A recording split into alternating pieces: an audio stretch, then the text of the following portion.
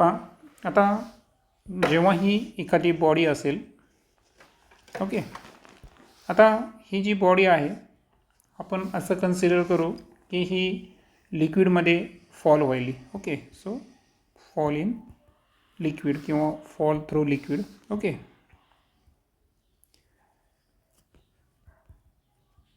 तर लिक्विडमधून फॉल होत असताना ॲक्च्युअल तिच्यावर जे रिटार्डिंग फोर्स ॲक्ट करत असतो त्याला आपण काय म्हणलो होतो, ड्रॅग. ओके, सो ती बॉडी काय होते, ड्रॅग्स होते. आणि ड्रॅग्स होण्यामागचं रिझन जर पाहिलं आपण तर ते रिझन काय आहे, ते रिझन आहे लेयर्स ऑफ लिक्विड.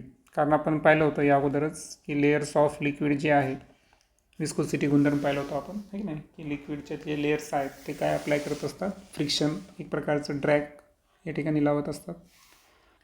मग आता हे होत असताना जे रिलेटिव्ह मोशन आहे between different layers of the fluid, म्हणजे फ्लुइडच्या ज्या डिफरंट लेयर्स आहेत तर त्यांच्यामधलं जे रिलेटिव्ह मोशन असतं ते सेट असतं.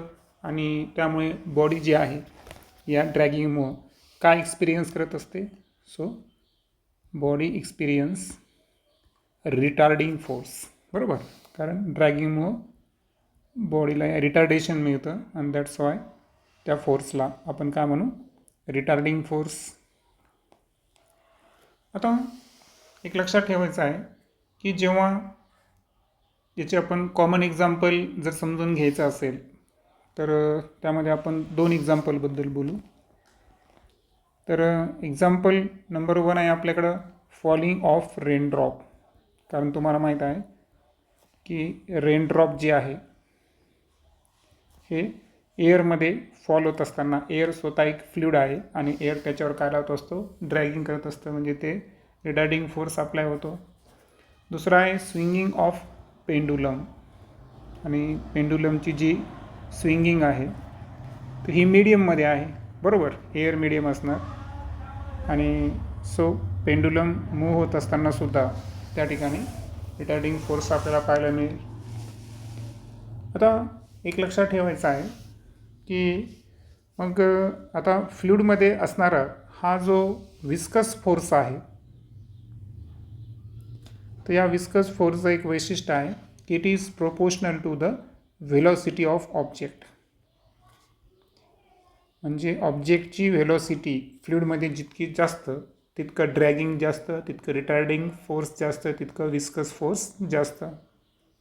फक्त फरक कसा आहे की विस्कस फोर्स जो आहे तो व्हेलॉसिटीची जी डायरेक्शन असते त्याच्या अगेन्स्ट फोर्स करतं, है ना, अगेन्स्ट ॲक्ट होत असतं. सो विस्कस फोर्स व्हेलॉसिटीच्या डायरेक्टली प्रोपोर्शन असेल, but it acts in opposite direction.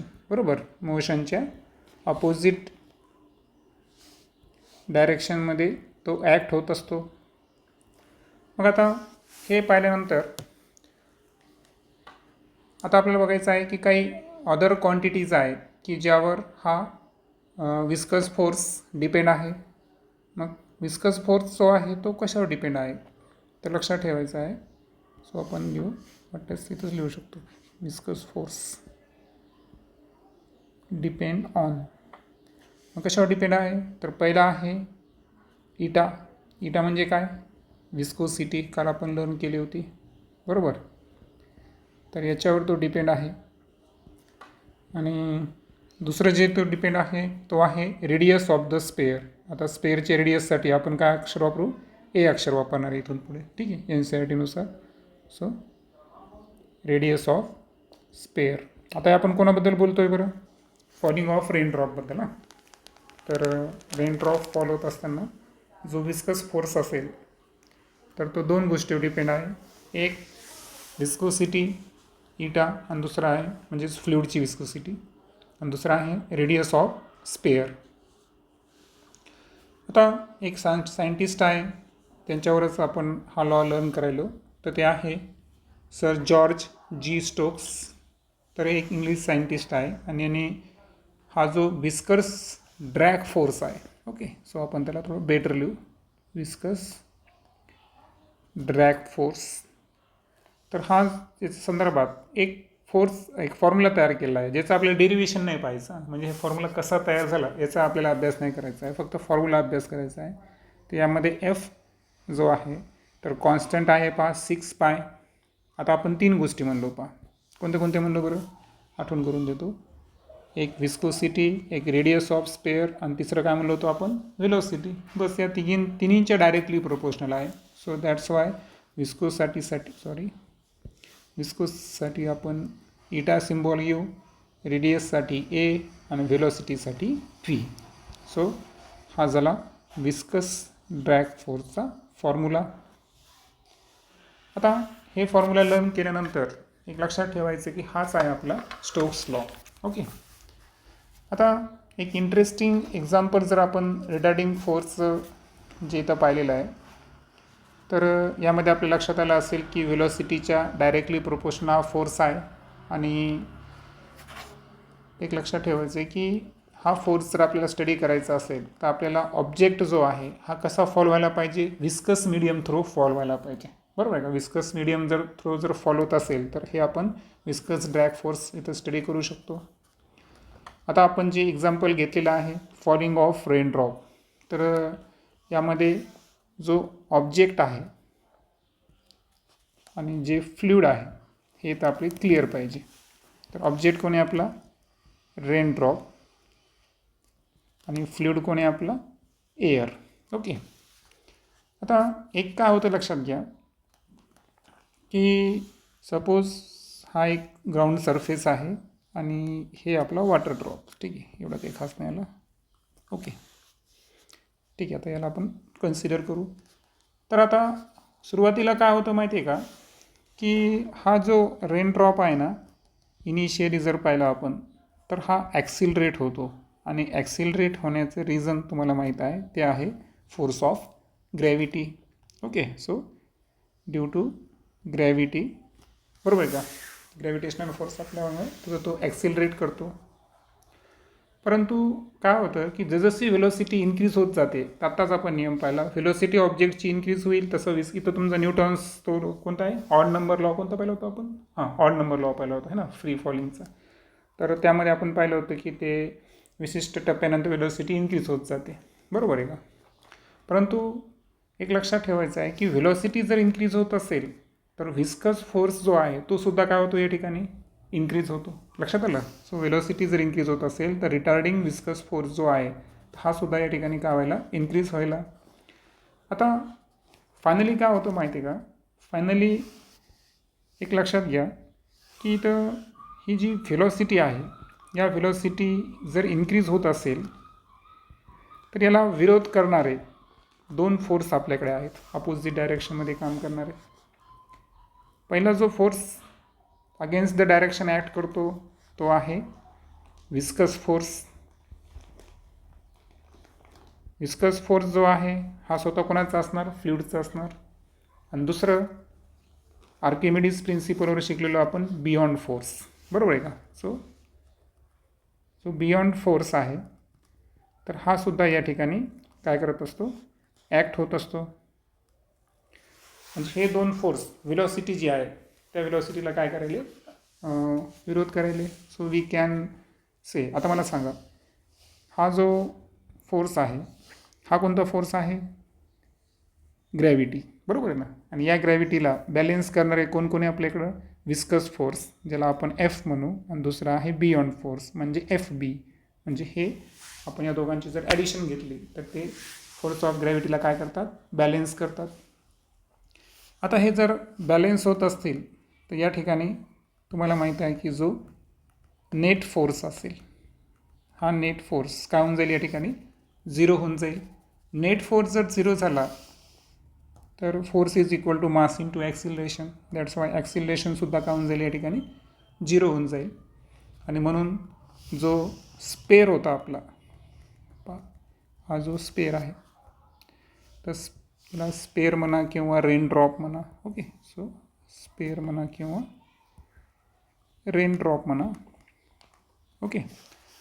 तर हे जो आहे ना तर हा डिसेंड होताना म्हणजे खाली येत असताना त्याची व्हेलॉसिटी इन्क्रीज होत नाही, तर ती व्हेलॉसिटी कशी राहते, कॉन्स्टंट राहते. आपण म्हणतो इथं आपण अगोदर तर ते लर्न केलं ऑड रेशो आहे ना, परंतु रेन ड्रॉप किंवा स्पेअर जो आहे तर त्या संदर्भात आता आपण काय शिकलो की जी नेट फोर्स 0 झाल्यामुळं ओव्हरऑल काय झालं, तर ओव्हरऑल झालं की तो ऑब्जेक्ट डिसेंड होत असताना त्या ठिकाणी जी व्हेलॉसिटी आहे ही व्हेलॉसिटी ॲक्सिलरेशन 0 म्हणजेच व्हेलॉसिटी काय असणं, कॉन्स्टंट असणं, हे तर आपल्याला माहीतच आहे. मग आता त्या व्हेलॉसिटीला आपण एक नाव देऊ. आता इक्विलिब्रियममध्ये त्या व्हेलॉसिटीला म्हणायचं आपण टर्मिनल व्हेलॉसिटी. सो आपल्याला जे फॉर्म्युला तयार करायचा आता तर तो कसा तयार करायचा आहे, टर्मिनल व्हेलॉसिटी. आणि सो यासाठी आपण टी लोअर केसमध्ये घेऊ, व्ही टी. मग आता आपण पाहिलं की विस्कस फोर्स जो आहे तर त्याचा जो फॉर्म्युला आहे तो फॉर्म्युला होता आपल्याकडे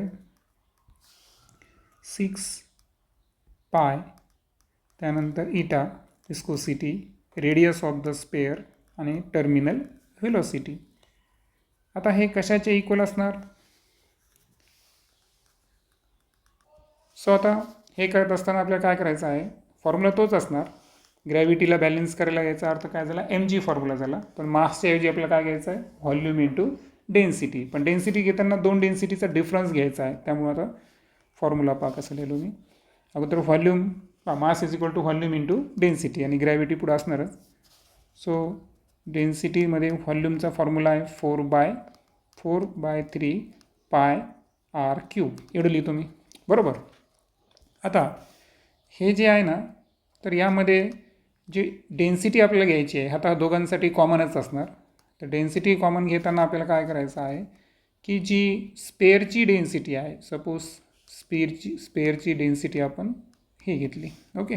सो वाटल्यास आपलं जे रेग्युलर डेन्सिटी चिन्ह आहे ते घेऊ आणि त्यामधून आपल्याला काय करायचं आहे, फ्लुइडची जी डेन्सिटी आहे सिग्मा त्याला आपण काय करू, मायनस करू. चालेल, म्हणजे हे मासच झालं एक प्रकारचं आहे की नाही, व्हॉल्यूम इंटू डेन्सिटी डिफरन्स घेतला आपण आणि इंटू ग्रॅव्हिटी म्हणजे मास इंटू ग्रॅव्हिटी म्हणजे हा सुद्धा फोर्स झाला. आता हे मायनस करण्याचं रिझन काय आहे तर ते मी स्पष्ट करतो. तर स्पष्ट करत असताना एक लक्षात घ्या की आपण इथं एक सूत्र तयार केलं होतं, हे सूत्र तयार केलं होतं, करेक्ट. आता ग्रॅव्हिटी संदर्भात आता या फॉर्म्युल्याच्या तयार होण्यामागचे आपण रिझन आपण समजून गेलो. आता आपण जे फोर्स ऑफ ग्रॅव्हिटी घेतला तर हा काय आहे बरं, ॲक्च्युअल फोर्स ऑफ ग्रॅव्हिटी म्हणजे मास आहे. त्यानंतर हा जो फोर्स आपण घेतला होता, ज्या एफला आपण विस्कस फोर्स मानला होता, त्याची व्हॅल्यू आहे 6 पाय इटा ए इंटू टर्मिनल व्हेलॉसिटी. आणि जे बियॉन्ड फोर्स आहे, बियॉन्ड फोर्सचा फॉर्म्युला काय माहिती आहे का, तर बियॉन्ड फोर्सचा फॉर्म्युला आहे रो जी इंटू व्ही, ओके. आता एक लक्षात घ्या, हे जे रो जी व्ही आहे त्याला आपण थोडं मॉडिफाय करू. व्हॉल्यूमचा फॉर्म्युला काय टाकू आपण, स्पेअरचा 4/3 पाय ए क्यूब, बरोबर. त्यानंतर बियॉन्ड फोर्समध्ये जे आपल्याला डेन्सिटी आहे त्या डेन्सिटीचं सिम्बॉल आता इथं चेंज करायचं, हे ते लक्षात घ्या. तर डेन्सिटी घेत असताना बियॉन्ड फोर्स संदर्भात आपण काय घेणार या ठिकाणी, सिग्मा घेणार, ओके. आणि सो फॉर्म्युला होणार 4/3 पाय ए क्यूब, बरोबर. व्हॉल्यूम झाला, त्यानंतर डेन्सिटी काय आहे रो आणि त्यानंतर जी, ओके. असा एक फॉर्म्युला तयार होईल. आता हा जो मास आहे या मासमध्ये सुद्धा आपण व्हॉल्यूम इंटू डेन्सिटी ॲड करू. सो या संदर्भात फॉर्म्युला काय असेल 4/3 पाय ए क्यूब. आणि इथं मात्र डेन्सिटी आपल्याला कोणाची विचारात घ्यायची आहे, स्पेअरची. सो स्पेअरची डेन्सिटी विचार करताना आपण रो घेणार आणि जी घेणार, ओके. आणि तुम्ही आता बघू शकता की ही जी प्लस एफ बी आहे तो अपोजिट साईडला गेल्यावर काय होणार, मायनस एफ बी होणार. म्हणून ही जी पूर्ण राशी आहे या राशीमधून आपण सबस्ट्रॅक्ट केलेली आहे, करेक्ट. आणि सबस्ट्रॅक्ट करताना कॉमन काय निघतो आपल्याकडं, 4/3 पाय ए क्यूब हा कॉमन निघतो. त्यानंतर जी कॉमन निघतो आणि त्यानंतर हा सिग्मा या रोमधून आपण काय करतो मायनस करतो. म्हणजे फायनली फक्त वरी जी आपण रिलेशनशिप पाहिलेली आहे तर त्या संदर्भात हे फॉर्म्युला कसा तयार झाला हे आपण डिस्कस केलं. मग आता आपल्याला काय करायचं आहे, फायनली फॉर्म्युला तयार करायचा आहे टर्मिनल व्हेलॉसिटीसाठी. So V T is equal to, okay. आता इथे थोडंसं केअरफुली जर गेलो आपण तर मला सांगा यामध्ये ए आणि ए क्यूब जर कटला तर काय होईल, इथं ए स्क्वेअर होईल. किंवा आपण काय करू, खाली घेऊन टाकू अगोदर, म्हणजे तुमच्या पुन्हा फॉर्म्युला डिस्टर्ब नको. 4 पाय, बरोबर आहे का. आता 3ला काय करतो मी, डायरेक्ट डिनोमिनेटरमध्ये घेतो ए क्यूब, त्यानंतर रो मायनस सिग्मा जी. आता व्ही टी सोबत जेवढे काय आहे 6, त्यानंतर पाय इटा ए, हे सर्व कुठे गेले, डिनोमिनेटरमध्ये गेले. सो आता ए आणि ए क्यूब कटला, स्क्वेअर राहील, करेक्ट. त्यानंतर 2 2 जा 4, 2 3 जा 6. आता त्यामध्ये आणखीन पाय आणि पाय कॅन्सल होतील, करेक्ट. सो आता शिल्लक काय राहिला आपल्याकडे, न्युमरेटरमध्ये 2 शिल्लक राहिला. त्यानंतर एचा काय शिल्लक राहिला, स्क्वेअर. त्यानंतर rho minus sigma into g divided by 3 3 जा 9 आणि विस्कोसिटीचा इटा, बरोबर. तर हे झाला टर्मिनल व्हेलॉसिटीचा टर्मिनल फॉर्म्युला आहे की नाही, कारण याच्यानंतर फॉर्म्युला आपल्याला मॉडिफाय करायचा नाही. सो हे आहे टर्मिनल व्हेलॉसिटी. नेक्स्ट आहे the terminal velocity of a copper ball of radius 2 millimeter falling through a tank coil at 20 degrees Celsius is 6.5 centimeter per second. Compute the viscosity of the oil at 20 degrees Celsius. Density of oil is 1.5 into 10 raised to 3. Density of copper 8.9 into 10 raised to 3. Terminal velocity आपल्याला बॉलची काय करायची आहे, दिलेली आहे. So आपल्याकडे V T आहे, सर्वात अगोदर किती आहे, 6.5 सेंटीमीटर पर सेकंद आहे, बरोबर आहे. याला काय करावं लागेल आपल्याला, आता मीटर पर सेकंदमध्ये कन्वर्ट करण्यासाठी 10 raised to -2 काय करावं लागेल, मल्टिप्लाय करावं लागेल. तर त्यानंतर आपल्याला दिलेलं आहे पहा, है ना, ही झाली आपली व्हेलॉसिटी. 2 millimeter काय त्याची रेडियस, रेडियससाठी कोणतं सिम्बॉल आहे आपल्याकडे, ए. किती आहे रेडियस, 2 millimeter है ना. 2 millimeter असल्यामुळं आपण त्याला काय करणार, 10 raised to -3 मीटर घेणार. पुढे जे आहे आपल्याला टेम्परेचर दिलं आहे, पण आपल्याला माहिती आहे terminal velocity is independent of the temperature. Independent नाही, सॉरी, पुढं आपण बघणार आहे की ठीक आहे, पुढे डिस्कस करू. पण सध्या इथं टेम्परेचर तर आपल्या फॉर्म्युलामध्ये लागत नाही, बरोबर आहे का. त्याच्यामुळे 20 डिग्री सेल्सिअस आपण विचारात घेणार नाही सध्या. ग्रॅव्हिटीची व्हॅल्यू तर ॲज इट इज माहिती आहे तुम्हाला, 9.8 मीटर पर सेकंड स्क्वेअर. त्यानंतर याच्यात 2 डेन्सिटी आहेत आपल्याकडं, बरोबर, एक फ्लुइडची आणि एक स्पेअरची असणार, बरोबर आहे का. सो आता एक लक्षात घ्या की कॉपरचा बॉल आहे, कॉपरचा बॉल आहे आणि मीडियम काय आपल्याकडे, ऑइल आहे, म्हणजे फ्लुइड ऑइल आहे आपल्याकडं. म्हणून आता आपण काय करणार की आपला जो डेन्सिटी ऑफ ऑब्जेक्ट असणार, डेन्सिटी ऑफ ऑब्जेक्टसाठी आपण काय वापरला, रो वापरला, बरोबर ना. Density of object copper ball आहे, कॉपरची डेन्सिटी किती दिली आपल्याला, 8.9 इंटू 10 raised to 3. आणि डेन्सिटी ऑफ मीडियम फ्लुइडची जी डेन्सिटी आहे त्याला आपण सिग्मा वापरलेल्या फॉर्म्युल्यामध्ये. सो सिग्माची व्हॅल्यू काय असेल, 1.5 into 10 raised to 3 kilogram metre cube, already S आयमध्ये दिलेच आहे. तर हा झाला डाटा. टर्मिनल व्हेलॉसिटी काढायची आहे, फॉर्म्युला आपल्यासमोर आहे. आणि सो फॉर्म्युल्याला आपण थोडंसं रिअरेंज करून आपल्याला काय काढायचं आहे, विस्कोसिटी काढायची आहे. Okay, compute the viscosity. तर एन व्ही टीची जागा घेईल आणि तो त्याची जागा घेईल, करेक्ट. सो फॉर्म्युला काय असेल, 2a² rho minus sigma into g upon 6 into काय असणार, टर्मिनल व्हेलॉसिटी, बरोबर आहे. त्यांनी त्या दोघांनी एकमेकांना काय केलं, रिप्लेस केलं. हां, तर इथं 6 जे आहे ते बघू लागलो मी, लक्ष आहे का नाही. सो लक्ष आहे. सो इथं 9 पाहिजे होतं. आता किमती टाकायला काय हरकत नाही, बरोबर. 2/9 ला 2/9 इंटू ए स्क्वेअर. ए किती आपला 2 × 10⁻³ करू त्याचा स्क्वेअर. 4 × 10⁻6. त्यानंतर यांचं सबस्ट्रॅक्शन करायचं आहे, बरोबर.